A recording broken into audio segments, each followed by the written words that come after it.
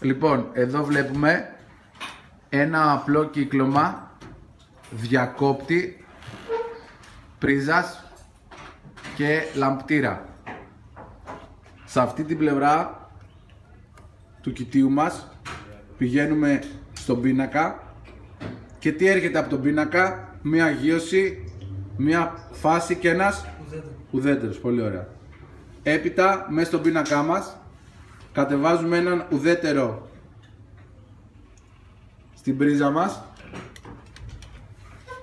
και έναν ουδέτερο στο λαμπτήρα μας.